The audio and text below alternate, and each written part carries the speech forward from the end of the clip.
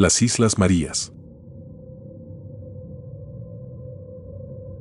En 1978, las Islas Marías seguían siendo un lugar olvidado por el tiempo. Ubicadas en la costa del Pacífico mexicano, el penal federal albergaba lo peor de la sociedad: criminales, asesinos, ladrones y hombres que el mundo prefería dejar atrás.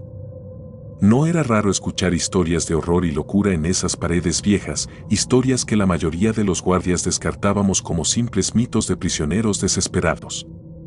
Pero lo que sucedió esa noche, en medio de una tormenta furiosa, cambió para siempre la forma en que veía ese lugar. Llevaba trabajando como guardia en las Islas Marías apenas unos meses cuando todo comenzó.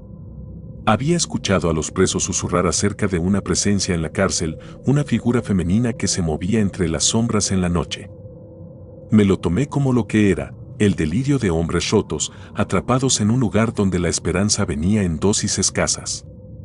El aislamiento y la brutalidad de las Islas Marías podían volver loco a cualquiera. Sin embargo, pronto descubriría que en este lugar, lo que parece superstición puede esconder verdades más profundas y oscuras. La noche de la tormenta. Aquella noche, una tormenta se cernía sobre las islas. El viento azotaba los muros del penal con furia, y la lluvia caía en cortinas pesadas que dificultaban ver más allá de unos pocos metros. Las celdas estaban en silencio, solo interrumpido por el estruendo del trueno que se sentía como si fuera a partir el cielo en dos. Me encontraba de guardia en el pabellón B, un sector donde estaban recluidos los presos más violentos. El ambiente allí era siempre tenso, y esa noche no fue la excepción. Recuerdo que poco antes de la medianoche, escuché un grito. Al principio, pensé que provenía de uno de los prisioneros, algún pobre diablo atrapado en una pesadilla o víctima de un ataque de otro interno. Pero este grito era diferente. Era agudo, desgarrador, como si la persona estuviera sufriendo un dolor indescriptible. Y lo más extraño de todo es que venía desde afuera, del mar. Salí al pasillo, intentando localizar de dónde provenía. Algunos de mis compañeros de guardia también lo habían escuchado, pero sus rostros mostraban algo más que confusión. Mostraban miedo. Cuando pregunté qué era, uno de ellos, un hombre mayor con décadas de servicio en la cárcel, solo me miró y me dijo: "No es nada. Vuelve a tu puesto. Es la Llorona".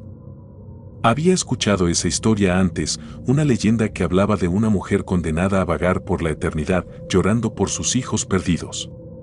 Los presos hablaban de ella, decían que se la había visto en las noches de tormenta, caminando por los muros de la prisión. Según ellos, aparecía con su vestido blanco empapado, con el rostro cubierto por un velo, y que aquellos que se atrevían a mirarla directamente caían presas de una locura que no los dejaba escapar. No le di importancia.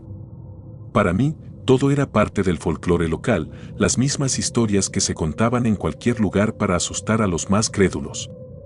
Pero algo en la intensidad del grito que había escuchado me inquietaba. Regresé a mi puesto, pero el sonido seguía resonando en mi mente, como si el eco del dolor se hubiese quedado grabado en mis huesos. Esa misma noche, mientras patrullaba los pasillos húmedos y fríos, algo me hizo detenerme en seco. Al principio, pensé que era un reflejo de la tormenta, pero allí, al final del corredor, vi una figura. No era uno de los presos, eso era seguro. La figura estaba completamente quieta, con un vestido blanco que parecía brillar a pesar de la oscuridad, el cabello largo y negro colgando sobre su rostro. Estaba empapada, como si acabara de salir del mar. La luz tenue de las lámparas de gas apenas la iluminaba, pero lo suficiente para que el miedo se me colara en la piel. El aire en ese momento se volvió denso, irrespirable. Traté de moverme, de hacer algo, pero mi cuerpo no me respondía. La figura comenzó a avanzar hacia mí, sus pies descalzos no hacían ruido al golpear el suelo de piedra, pero cada paso retumbaba en mi cabeza como un golpe sordo. Cuando estuvo lo suficientemente cerca, pude ver su rostro, cubierto por un velo gris y sucio, bajo el cual se intuían unas facciones retorcidas, deformadas. El terror me paralizó. No podía apartar la vista. Intenté gritar, pero de mi boca no salió ningún sonido. En ese momento, la figura se detuvo, inclinando la cabeza como si me estudiara, y después, como una sombra al viento, desapareció en el aire. Sentí el golpe de la realidad al volver a tomar el control de mi cuerpo y sin pensarlo 2 veces, corrí hacia el puesto de vigilancia. Nadie me creyó. O al menos, eso fingieron. Algunos me miraron con incredulidad, pero otros, los más veteranos, solo intercambiaron miradas entre ellos y me dijeron que descansara. Pero yo sabía lo que había visto. Sabía que lo que fuera que los presos temían, no era solo un cuento para pasar el tiempo. Algo estaba en esas islas. Algo que no tenía descanso. A partir de esa noche, el comportamiento de los internos cambió. Hombres que antes eran violentos y conflictivos comenzaron a actuar de manera errática. Un prisionero, el más corpulento y peligroso del pabellón, fue encontrado balbuceando en su celda, los ojos fijos en un punto invisible en la pared, diciendo que ella venía por él. No pasó mucho tiempo antes de que intentara escapar, lanzándose contra los barrotes con tal fuerza que se rompió varios huesos. Y no fue el único. En las semanas siguientes, varios prisioneros comenzaron a intentar escapar de maneras desesperadas, incluso sabiendo que no había salida de las Islas Marías. Pero no intentaban huir de la prisión. Estaban huyendo de algo más. Uno de ellos, antes de que lográramos detenerlo, gritó que prefería morir en el mar que enfrentar lo que había dentro. El miedo no se limitaba a los internos. Entre los guardias, el ambiente se volvió pesado, cargado de tensiones no dichas. La mayoría fingía que no pasaba nada, pero todos sabíamos que algo estaba mal. En las noches, mientras la lluvia seguía azotando las islas, podíamos escuchar los mismos gritos que había escuchado esa primera noche, provenientes del mar. A veces, si escuchabas con atención, podías oír un llanto bajo, como el de una mujer lamentándose. Con el paso del tiempo, me enteré de una historia que no todos conocían o que preferían no recordar. Decían que muchos años atrás, cuando las Islas Marías apenas comenzaban a funcionar como cárcel, una mujer fue llevada allí, acusada de un crimen atroz. La leyenda cuenta que la torturaron hasta la muerte, pero su espíritu nunca encontró descanso. Desde entonces, su presencia ha sido una constante en las noches de tormenta, cuando las barreras entre los vivos y los muertos se vuelven delgadas. No sé si esa historia es cierta. Solo sé lo que vi y escuché en esas noches, cuando las paredes parecían respirar y los gritos de los presos se mezclaban con el llanto del viento. Desde ese día, comprendí por qué tantos intentaban escapar de las Islas Marías. No era solo el aislamiento, el hambre o el trato brutal. El verdadero terror estaba en esas sombras, en los rincones oscuros que ni siquiera la luz del día podía disipar. A los pocos meses de esa experiencia, pedí mi traslado. Nunca hablé con nadie más sobre lo que vi. Pero incluso ahora, tantos años después, todavía tengo pesadillas. En mis sueños, vuelvo a estar en esos pasillos fríos y mojados, escuchando el llanto de una mujer que no encuentra paz. Y cada vez que escucho una tormenta en la distancia, el sonido del viento me recuerda ese grito del mar y el terror que aún persiste en las Islas Marías, encerrado entre sus muros.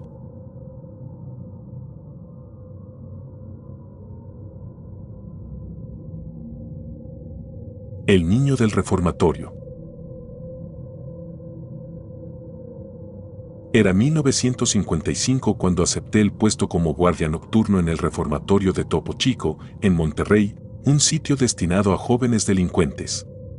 El edificio era una antigua construcción de ladrillo y cemento, rodeada por muros altos coronados de alambre de púas, como una fortaleza que trataba de contener algo más que a los jóvenes infractores. Había una sensación persistente en el aire, algo opresivo, difícil de describir. Para algunos, era solo la atmósfera de un lugar plagado de violencia y desesperación. Para otros, había algo más, algo que solo se susurraba entre los guardias veteranos y los internos más viejos. El rumor más escalofriante que corría por los pasillos era el del niño que murió durante un motín en la década de los 40. Nunca se mencionaba su nombre, como si no hacerlo lo mantuviera al margen de la memoria. Decían que el motín fue un intento desesperado de algunos reclusos por huir, un caos que terminó en llamas cuando uno de ellos incendió una de las salas del reformatorio. Muchos lograron sobrevivir, pero uno no tuvo tanta suerte. Era solo un niño, atrapado entre las llamas y el humo, y nadie pudo salvarlo. Su muerte fue brutal, su cuerpo quemado quedó irreconocible. Nadie pudo confirmar cómo exactamente había sucedido todo. Y desde entonces, su presencia había quedado atrapada entre las paredes del reformatorio. Yo no creía en esas cosas. Siempre fui un hombre práctico, uno que confiaba más en lo que podía ver o tocar. Los fantasmas y las historias de terror eran para mentes ociosas, pero el ambiente en Topo Chico, con el peso de su pasado oscuro, tenía la capacidad de erosionar incluso las creencias más sólidas. Los sonidos de la noche en ese lugar eran suficientes para poner nervioso a cualquiera, especialmente a los novatos. Escuchar golpes en las paredes, susurros en los pasillos vacíos y las puertas de hierro crujir se volvía parte de la rutina. La noche en que todo cambió para mí fue como cualquier otra. Había tomado mi linterna y recorría los pasillos de la zona sur del reformatorio, donde se encontraban las celdas más antiguas, algunas de ellas abandonadas desde hacía años.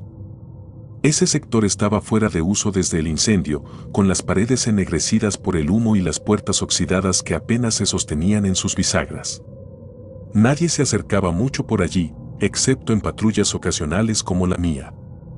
Al caminar por ese ala, el aire era diferente, pesado y frío, más de lo normal.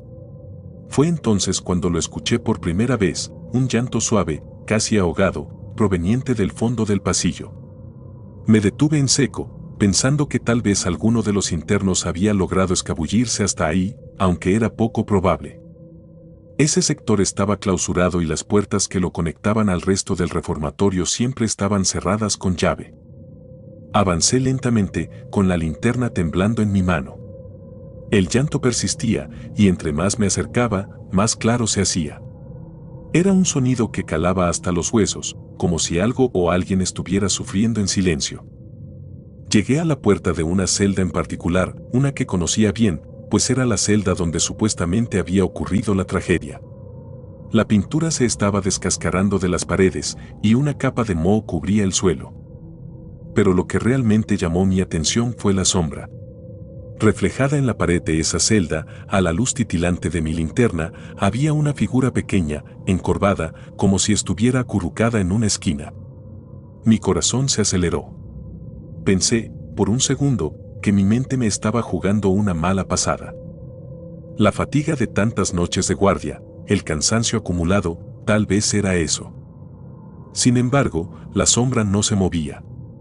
Parecía ajena a la luz de mi linterna, como si existiera por sí misma, independiente de cualquier fuente de iluminación. Di un paso hacia adelante, intentando convencerme de que solo se trataba de una ilusión óptica, un reflejo extraño en las paredes agrietadas.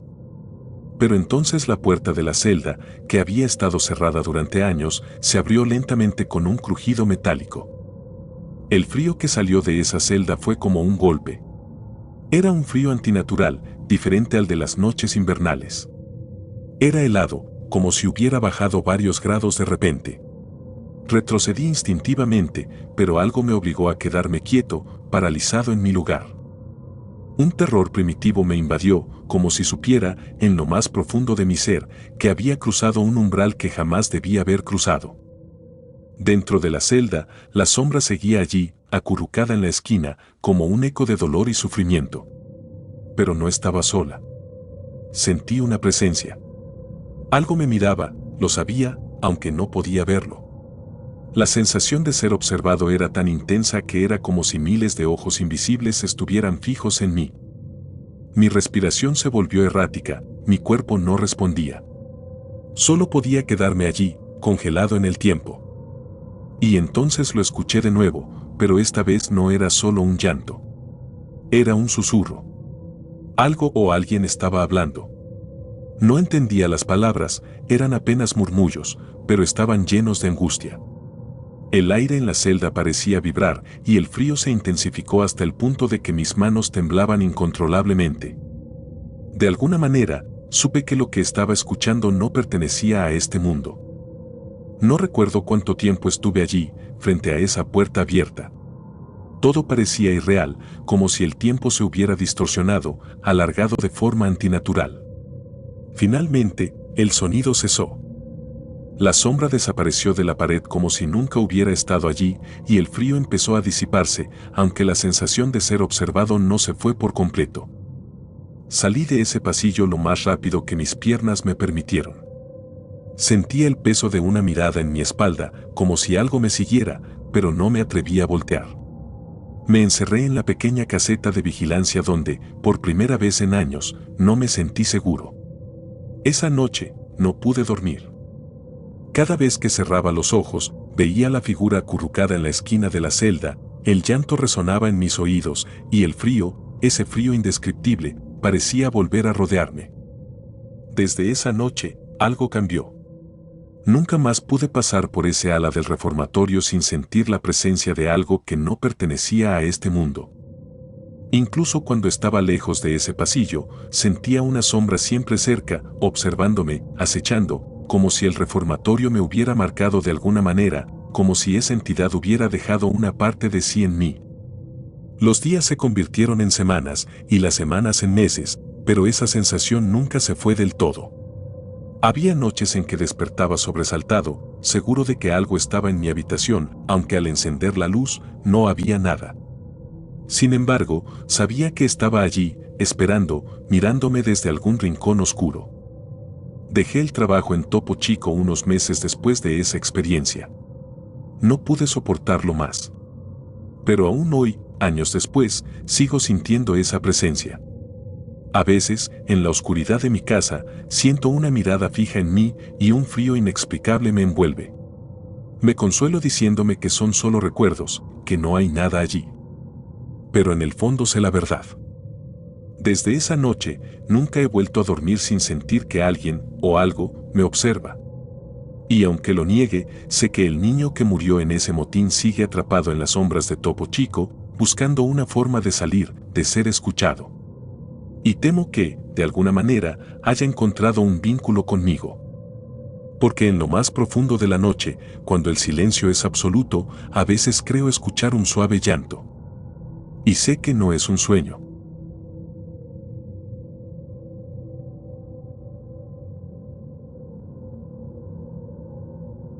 El ángel de Lecumberri. La historia que a continuación se relata está basada en hechos reales, contados por el abuelo de quien la narra. Aunque la prisión de Lecumberri es conocida por su brutalidad, el verdadero horror de lo que sucedió dentro de sus paredes va más allá de la violencia física. Esta es la historia del abuelo y de una sombra que nunca lo dejó. 1953, Lecumberri. La Ciudad de México se agitaba bajo un sol implacable cuando Julio Cruz fue llevado a la cárcel de Lecumberri.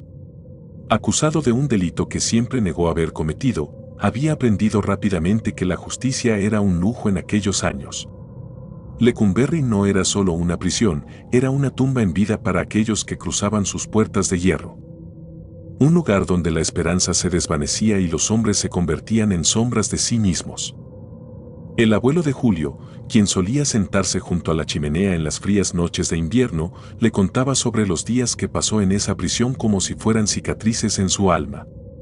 Sin embargo, entre todas sus historias, la más perturbadora era la que involucraba a un hombre que todos conocían como el ángel. No por su bondad, sino por una capacidad que lo hacía aún más aterrador que cualquier tortura física. Julio no era supersticioso. Había visto la muerte de cerca muchas veces, pero nunca había creído en fantasmas, demonios o ángeles. Sin embargo, en Lecumberri, las reglas del mundo exterior no aplicaban. Allí, los muros parecían estar vivos, susurrando secretos, absorbiendo los gritos y el sufrimiento de los prisioneros, como si las propias paredes se alimentaran de la desesperación. La primera vez que Julio escuchó sobre el ángel fue en el patio. Un hombre encorvado y de rostro consumido por el hambre se le acercó mientras descansaba en uno de los bancos de concreto. «Ya te dijeron», murmuró el hombre, sus ojos escaneando el patio como si temiera que alguien lo estuviera escuchando. «¿Dijeron qué?», respondió Julio, sin mucho interés. «Sobre el ángel, el hombre que predice la muerte». Julio soltó una carcajada seca. Era una prisión, y la muerte era el pan de cada día. Los prisioneros morían en las celdas, en los pasillos, en manos de otros reclusos o por los guardias corruptos. ¿Qué tenía de especial un hombre que predecía algo tan inevitable como la muerte? El hombre lo miró fijamente, sin sonreír. ¿No entiendes? El ángel no predice cualquier muerte, predice la tuya. Y cuando lo hace, no puedes escapar. A partir de ese momento, la figura del ángel comenzó a aparecer en las conversaciones entre los presos. Todos hablaban de él, pero nadie parecía conocerlo personalmente. Era una especie de mito viviente, un hombre que nunca se mezclaba con los demás, que caminaba por los pasillos en silencio, observando. Pero cuando te miraba directamente y decía tu nombre, sabías que tu final estaba cerca. El ángel no tenía nombre verdadero, al menos ninguno que los demás conocieran. Algunos decían que era un hombre común, uno que simplemente había perdido la cordura después de años de encierro. Otros creían que estaba en contacto con algo más oscuro, algo que habitaba en Lecumberri mucho antes de que la prisión fuera construida. Pero fuera lo que fuera, nadie podía negar lo que sucedía. Cuando el ángel te señalaba, morías. Julio no creía en estas supersticiones hasta que un día, mientras caminaba de regreso a su celda, se cruzó con él. El ángel no parecía un hombre imponente, era bajo, delgado y de rostro afilado, con ojos tan oscuros que parecían vacíos. Julio intentó no prestarle atención, pero al pasar junto a él, sintió una mano fría como el mármol agarrando su brazo. «Morirás esta semana», le susurró el ángel. «No escaparás». El corazón de Julio se detuvo por un segundo, pero luego sacudió la cabeza, apartando la mano del hombre. No podía dejar que el miedo lo consumiera. Era solo un loco más en una prisión llena de locos. Pero algo en la mirada del ángel lo dejó intranquilo. Era como si en esos ojos vacíos se escondiera algo antiguo, algo que había visto la muerte tantas veces que ya no le temía. Esa noche, Julio no pudo dormir. Las palabras del ángel resonaban en su mente, aunque intentara ignorarlas. Pasó las horas observando el techo de su celda, esperando que el sueño lo alcanzara, pero en su lugar fue una sensación de frío lo que lo rodeó. Fue entonces cuando lo vio. De pie, al otro lado de los barrotes de su celda, estaba el ángel, observándolo en silencio. Pero esta vez no era solo un hombre. En la penumbra, Julio distinguió unas sombras alargadas que se extendían detrás de él, como alas negras, enormes y retorcidas. El corazón de Julio latía con fuerza en su pecho, pero no podía moverse, como si una fuerza invisible lo hubiera congelado en su lugar. Las alas del hombre se movían lentamente, como si estuvieran hechas de humo o niebla. Y esos ojos vacíos seguían clavados en él. Julio intentó gritar, pero ningún sonido salió de su garganta. El ángel lo observó por lo que parecieron horas, aunque solo fue un instante. Y luego, como si el aire mismo lo absorbiera, desapareció. Al día siguiente, la prisión estaba sumida en un caos silencioso. Los guardias y prisioneros hablaban en susurros. El ángel había muerto, encontrado en su celda sin signos de violencia, pero con una expresión de absoluto terror en su rostro. No había ninguna explicación para su muerte. Algunos decían que simplemente había llegado su turno, que la misma sombra que lo acompañaba lo había reclamado. Otros, los más supersticiosos, afirmaban que el ángel había sido un emisario de algo más grande y que su tarea en la tierra había terminado. Pero para Julio, la muerte del ángel no fue un alivio. El miedo no lo abandonó. De hecho, creció dentro de él. Porque esa noche, mientras intentaba dormir, lo vio de nuevo. En sus sueños, el ángel estaba ahí, parado al pie de su cama, observándolo con esos ojos vacíos, las alas negras extendiéndose detrás de él como una tormenta.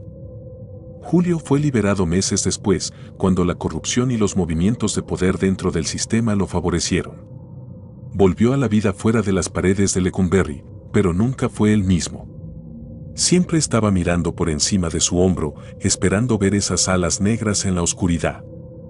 Nunca le contó a nadie sobre su encuentro con el ángel, excepto a su familia. Los años pasaron y el abuelo de Julio envejeció, pero el recuerdo de Lecumberri y de el ángel nunca lo dejó. Hasta el día de su muerte, decía que veía a ese hombre en sus sueños, esperándolo pacientemente, como si su tiempo en el mundo de los vivos fuera solo una prolongación de lo inevitable. La última vez que habló de ello fue una semana antes de morir.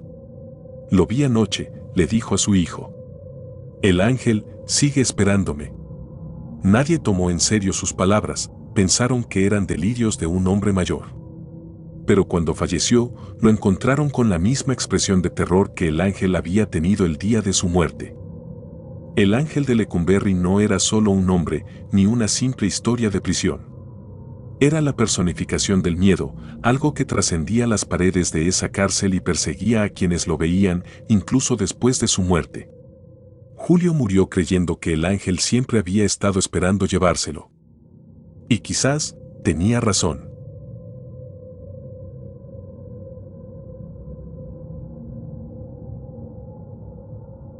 El carnicero. Soy un exconvicto del penal de Puente Grande. Estuve encerrado ahí durante 7 largos años. Al principio, cuando me condenaron, pensé que lo peor sería enfrentar a los otros presos, las peleas, el ambiente hostil. Pero pronto me di cuenta de que lo más terrible de ese lugar no eran los hombres, sino las sombras que habitaban sus rincones. Y una de esas sombras, estoy seguro, era la del carnicero. Su nombre verdadero nunca lo supe y tampoco quise averiguarlo. Todos lo conocíamos por su apodo. Decían que había asesinado a varias personas de una forma tan brutal que hasta los guardias hablaban de él con miedo. Lo metieron en aislamiento después de un par de altercados violentos. Algunos decían que había intentado asesinar a otro interno con las manos desnudas. No le permitían interactuar con los demás, no por su propia seguridad, sino por la nuestra. La noticia de su muerte llegó un día cualquiera, sin mucho alboroto. Al parecer, el carnicero había sufrido un ataque al corazón en su celda de aislamiento. Algunos decían que simplemente se dejó morir, que su locura lo había consumido al punto de abandonarse por completo. Pero otros empezaron a susurrar que su muerte no significaba el final. Todo comenzó con pequeños rumores. Primero fueron los guardias los que empezaron a hablar, discretamente, en los pasillos. Decían que habían escuchado pasos por las noches en el bloque de aislamiento, cuando no había nadie allí. O que veían sombras moverse entre las celdas vacías, siempre al borde de su visión. Yo no les presté mucha atención al principio. La cárcel es un lugar de desesperación y, muchas veces, la mente juega malas pasadas. Pero después de lo que viví, sé que hay cosas que van más allá de la razón. Una noche, escuché algo que me heló la sangre. Era tarde, quizás cerca de la medianoche, cuando todo el penal estaba en silencio. De repente, un sonido de pasos resonó por el pasillo frente a mi celda. Eran pesados, lentos, como si alguien caminara descalzo por el concreto. Me acerqué a las rejas, pero no vi a nadie. Pensé que tal vez era algún guardia haciendo su ronda, aunque sabía que a esa hora no era común. Los días pasaron y los rumores se intensificaron. Algunos presos aseguraban haber visto a una figura caminando en la oscuridad, una sombra que se movía entre las celdas, siempre fuera del alcance de la luz. Lo describían como un hombre alto, encorvado, con una sonrisa perversa dibujada en su rostro. Uno de ellos, un tipo llamado el Flaco, juraba que lo había visto claramente, de pie frente a su celda, observándolo. Decía que sus ojos eran como pozos oscuros, vacíos. Yo intenté mantener la calma.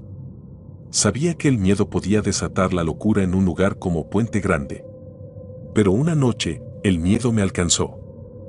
Era tarde, y todo estaba en silencio.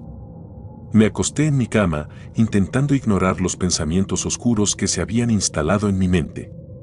Cerré los ojos, tratando de dormir, cuando escuché un sonido suave, casi imperceptible.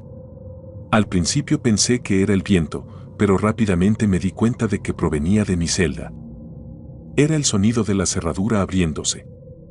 Me incorporé de un salto, el corazón latiéndome con fuerza en el pecho.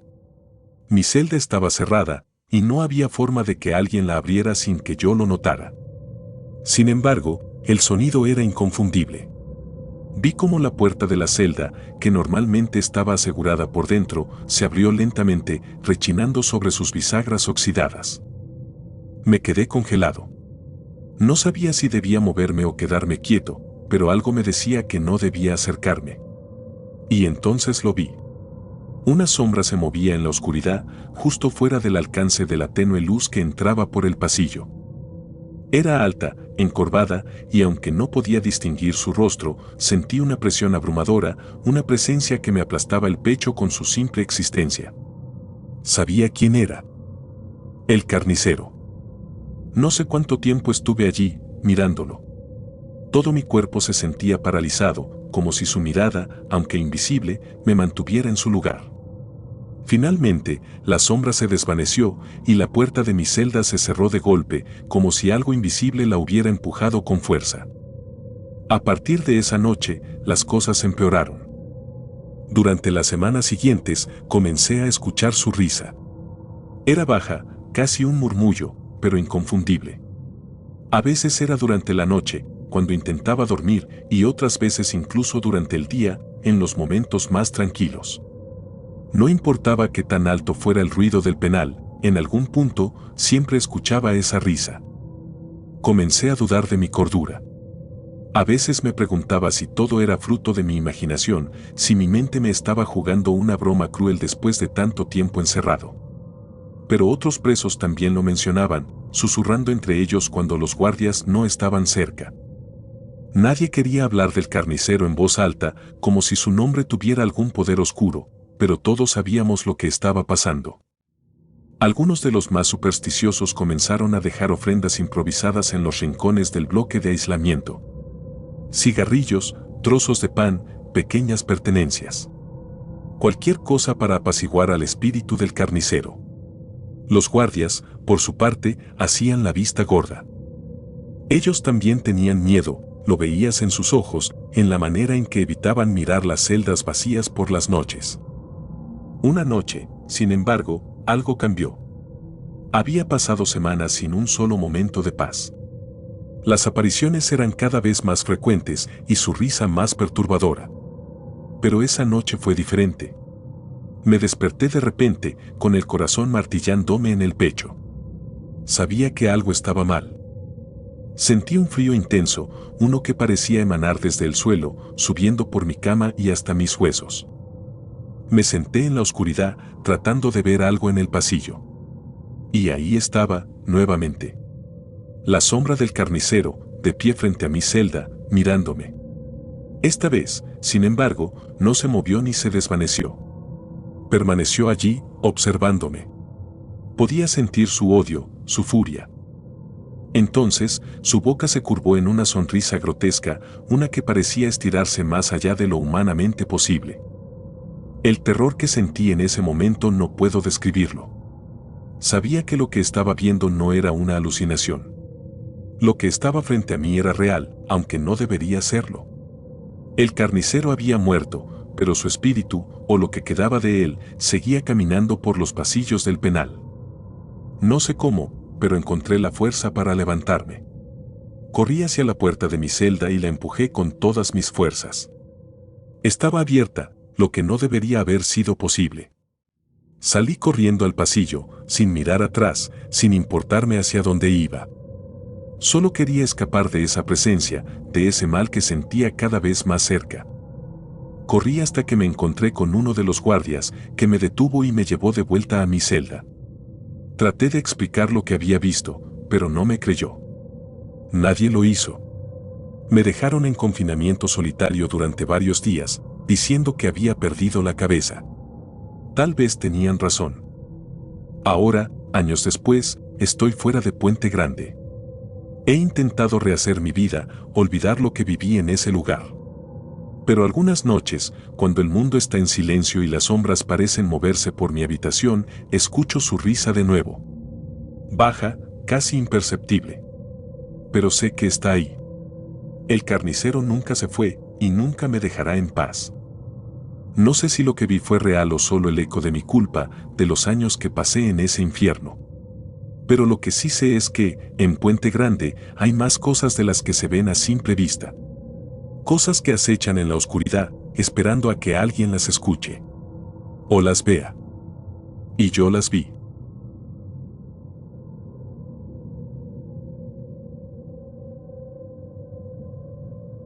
Palacio Negro. Mi nombre no importa. Lo que sucedió en esos días, en 1972, en el Palacio Negro de Lecumberri, marcó el resto de mi vida. Por años he intentado olvidarlo, racionalizarlo, explicármelo de alguna forma lógica, pero la verdad es que el miedo nunca me dejó en paz. Han pasado décadas desde esa noche, pero el frío de la celda 44 aún me persigue. Ya no soy el mismo, y la sombra de lo que vi sigue acechando en los rincones oscuros de mi mente. Necesito contar lo que ocurrió, aunque sé que no me creerán. Ser guardia en Lecumberri no era fácil. El Palacio Negro albergaba lo peor de la sociedad, hombres que habían cometido atrocidades que el público ni siquiera podría imaginar. Violadores, asesinos, narcotraficantes. Era un lugar donde la oscuridad parecía haberse asentado en las paredes mismas. Las celdas eran angostas y el aire estaba cargado de desesperación y rabia. Sin embargo, a pesar de los horrores que presenciaba diariamente, siempre había un lugar en particular que ninguno de nosotros, ni siquiera los prisioneros, quería pisar: la celda número 44. La historia sobre esa celda era antigua, más vieja que muchos de los guardias que trabajaban allí. Se decía que un hombre había sido encerrado en ella muchos años atrás. Un asesino, alguien cuyas víctimas eran niños. Nadie sabía exactamente qué le había pasado, pero la leyenda contaba que murió de forma violenta en esa celda. El problema era que, después de su muerte, nadie quería quedarse en esa maldita habitación. Los prisioneros que eran asignados allí siempre pedían ser trasladados. Unos se volvían locos, otros intentaban suicidarse. Y los que sobrevivían nunca volvían a ser los mismos. Mi turno de noche era siempre agotador. Las luces parpadeantes, el sonido de los prisioneros murmurando o gritando, las sombras moviéndose en los pasillos. No era un lugar donde alguien pudiera sentirse en paz. Pero nada, absolutamente nada, me preparó para lo que sucedió la noche que me encargaron vigilar la celda 44. Todo empezó como cualquier otra noche.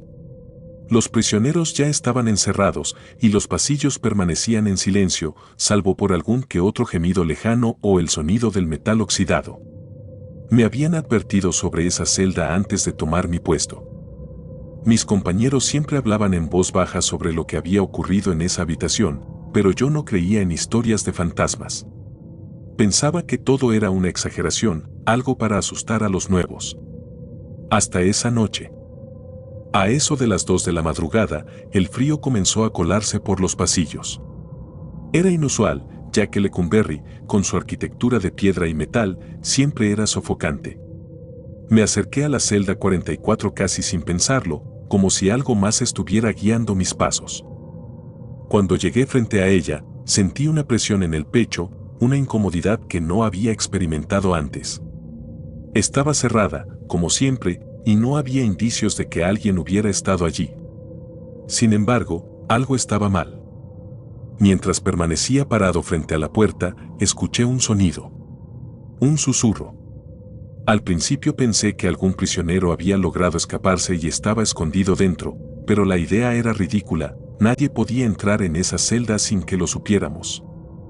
Pero los susurros continuaron, suaves al principio, como si fueran voces apagadas por la distancia, pero luego comenzaron a volverse más nítidos, más perturbadores. Tomé mi linterna y la dirigí hacia la pequeña ventanilla de la puerta. La luz no penetraba como debía. Era como si algo opaco estuviera bloqueando el interior. Un sudor frío me recorrió la espalda cuando intenté ver más allá de esa oscuridad, pero solo vi lo que parecía una figura, algo que no era humano. Una sombra que se movía con vida propia.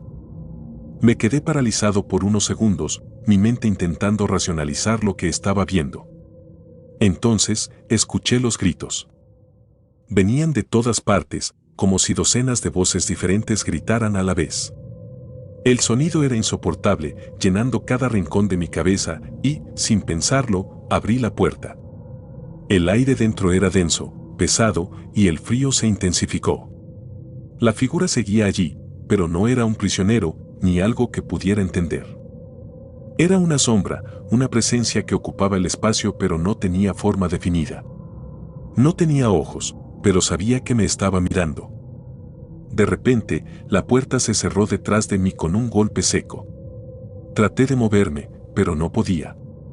Estaba atrapado. La sombra comenzó a acercarse, arrastrándose por las paredes y el suelo, como un líquido oscuro que se derramaba en mi dirección. El sonido de los gritos se intensificó, ahora acompañados de un ruido sordo, como si algo pesado cayera repetidamente contra el suelo. Cerré los ojos con fuerza, esperando lo peor. El tiempo parecía haberse detenido. No sé cuánto tiempo pasó, pero cuando finalmente abrí los ojos, la sombra había desaparecido. La celda estaba vacía, pero algo había cambiado en mí. Sentía una opresión en el pecho, como si algo invisible me estuviera aplastando desde dentro. Tropecé hacia la puerta y, con todas mis fuerzas, logré abrirla. Afuera, el pasillo parecía más oscuro de lo normal. Las luces parpadeaban con mayor frecuencia y el silencio era absoluto. Esa noche no mencioné nada a mis compañeros. ¿Quién me habría creído? Pero desde entonces, la celda 44 comenzó a cobrar más víctimas. El primer incidente ocurrió unas semanas después. Un guardia joven, al que todos llamábamos López, fue asignado para vigilar el pasillo en el que estaba la celda. Nadie sabe exactamente qué pasó, pero lo encontraron colgado en su puesto, justo frente a la puerta de la 44. Su rostro tenía una expresión de terror indescriptible y su cuerpo estaba rígido, como si hubiera muerto de miedo mucho antes de perder el aire. Después de eso, otros guardias comenzaron a caer. Algunos se suicidaban, otros eran encontrados mutilados en circunstancias imposibles de explicar. La versión oficial hablaba de crisis nerviosas o de ajustes de cuentas entre prisioneros, pero los que trabajábamos allí sabíamos la verdad. No era la gente, no eran los prisioneros. Era la sombra. Algunas noches todavía escucho los gritos en mis sueños. Puedo sentir el frío de la celda 44, su oscuridad acechando en la distancia, como si algo me estuviera esperando, pacientemente, en las sombras. Dejé mi puesto poco después de la muerte de López. No podía seguir allí, sabiendo lo que había visto, sintiendo esa presencia siempre tan cerca. No importa cuánto tiempo pase, el recuerdo de esa sombra sigue conmigo. No era solo una entidad oscura, era algo que consumía la vida misma, que se alimentaba de la desesperación y el miedo. Y estoy convencido de que sigue ahí, esperando a su próxima víctima, a alguien lo suficientemente desafortunado como para cruzar la puerta de la celda 44. Lecumberri ha sido cerrado, o al menos eso dicen. Pero yo sé que el Palacio Negro nunca podrá ser verdaderamente sellado. Lo que reside en ese lugar, en esa celda, no puede ser contenido por simples muros de piedra. Y yo, aunque ya no sea el mismo, sigo contando esta historia, no como advertencia, sino como testimonio de lo que el verdadero horror puede hacerle a un hombre. Lo que vi esa noche no era humano.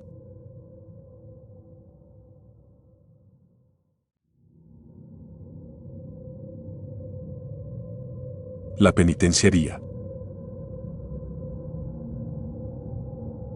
Mi nombre es Ana y durante 5 años trabajé como enfermera en la penitenciaría de Nuevo León. Ingresé al sistema penitenciario en 1982, recién egresada de la escuela de enfermería, con el idealismo de ayudar a quien lo necesitara, sin importar sus crímenes o su situación. Jamás imaginé que mi paso por ese lugar cambiaría mi vida para siempre. Este relato es una advertencia, pero también una forma de descargar un peso que llevo conmigo desde entonces. El ambiente en la penitenciaría siempre fue pesado, y no me refiero únicamente a la presencia de los presos o los guardias. Era algo en el aire, una sensación constante de estar rodeada por algo más, algo que no pertenecía ni a los vivos ni a los muertos. No fui la única en notarlo. Otros empleados, enfermeros y médicos hablaban de cosas raras, pero siempre en voz baja, como si temieran que decirlo en voz alta les hiciera partícipes de lo que allí ocurría. En 1985, las cosas empezaron a empeorar. Todo comenzó con rumores entre los prisioneros. Durante las noches, algunos decían escuchar sollozos de una mujer. No fue algo inmediato, los primeros que lo mencionaron eran vistos como perturbados o simplemente estaban buscando atención. Pero con el tiempo, más y más internos comenzaron a hablar de lo mismo, una mujer con una bata blanca que lloraba por las noches, siempre cerca de la enfermería. Al principio, pensé que solo eran historias, alguna especie de mito urbano que los presos inventaban para matar el tiempo. Pero pronto, los relatos se volvieron más específicos y más perturbadores. Algunos decían que la mujer caminaba descalza por los pasillos, con la cabeza inclinada hacia abajo, sus largos cabellos cubriendo su rostro. Otros afirmaban que se acercaba a las celdas y observaba a los prisioneros mientras dormían, con los ojos llenos de lágrimas. Mi jornada siempre comenzaba antes del amanecer, pero ese año comencé a notar que mis noches se alargaban más de lo usual. A veces, era como si el tiempo en la penitenciaría se moviera de manera diferente, como si las horas se estiraran hasta el punto en que el amanecer se retrasaba. Había algo en las sombras de ese lugar, algo que se agitaba cuando todos dormían. Recuerdo la primera noche en que escuché el llanto. Era una noche calurosa de agosto. Los guardias estaban más inquietos de lo normal, algo flotaba en el ambiente. Mientras hacía mi ronda por la sala de curaciones, lo escuché. Al principio, pensé que era algún preso en una celda cercana, lamentándose en sus sueños. Pero no era eso. Era un llanto suave, profundo, cargado de una tristeza que parecía infinita. Provenía del interior de la sala de curaciones. Mis pies parecían anclados al suelo mientras me acercaba lentamente a la puerta. El sonido del llanto se volvía más claro, más intenso, como si la mujer estuviera al otro lado, esperando que alguien la escuchara. Mi corazón latía con fuerza, pero algo dentro de mí me empujó a seguir adelante. Cuando finalmente abrí la puerta, la vi. Allí, en la penumbra de la sala de curaciones, una figura femenina estaba sentada en una de las camillas. Llevaba una bata blanca, manchada de algo oscuro, casi como si la sangre se hubiera impregnado en el tejido. Estaba inclinada hacia adelante y en sus manos sostenía la mano de uno de los prisioneros. El preso, un hombre que había muerto hace una semana por complicaciones pulmonares, yacía inerte. Su piel estaba pálida, rígida. No había forma en la que pudiera estar allí, pero lo estaba. Ella levantó la cabeza. Su rostro estaba empapado en lágrimas, pero no había expresión en él. No había rabia, ni dolor, solo un vacío inmenso que parecía absorber todo a su alrededor. Sus ojos, hundidos en sombras, se encontraron con los míos, y de alguna manera supe que lo que estaba viendo no era una mujer viva, sino algo más. Un eco, una sombra de lo que alguna vez fue. Quise gritar, pero el miedo me paralizó. Las palabras se ahogaron en mi garganta. Ella no dijo nada, no se movió más allá de sostener la mano del hombre muerto. El llanto continuaba, aunque su boca nunca se movía. Retrocedí, sintiendo el peso de la puerta detrás de mí. Cerré los ojos, esperando que todo desapareciera cuando los abriera de nuevo, pero el sonido del llanto seguía llenando la habitación. No recuerdo cómo, pero logré salir de la sala. Corrí por los pasillos, dejando atrás el eco de su dolor. Esa misma noche, hablé con uno de los guardias, Manuel, quien había trabajado allí por más de 10 años. Con la voz temblorosa, le conté lo que había visto. Pensé que me llamaría loca o que intentaría consolarme con alguna explicación lógica. Pero en lugar de eso, me miró con seriedad y me dijo, no eres la primera en verla. Manuel me contó que desde hacía mucho tiempo, los prisioneros y algunos empleados hablaban de la enfermera fantasma. Nadie sabía exactamente quién era o de dónde había salido, pero los relatos coincidían. Aparecía siempre en la enfermería, llorando por algún prisionero recién fallecido. Algunos decían que había sido una enfermera que trabajaba en la penitenciaría años atrás y que se había suicidado tras perder a un paciente en una operación. Otros, que había sido una paciente mental que murió allí por negligencia médica. A partir de esa noche, el llanto se convirtió en algo casi rutinario. Los presos continuaban hablando de la mujer de la bata blanca, algunos aseguraban haberla visto parada al pie de sus camas. Otros, los más valientes, decían que habían tratado de hablar con ella, pero nunca respondía, solo los miraba con esos ojos vacíos, llenos de una tristeza insondable. El ambiente en la penitenciaría comenzó a deteriorarse. Los prisioneros estaban más inquietos, más violentos, como si la presencia de esa mujer los afectara profundamente.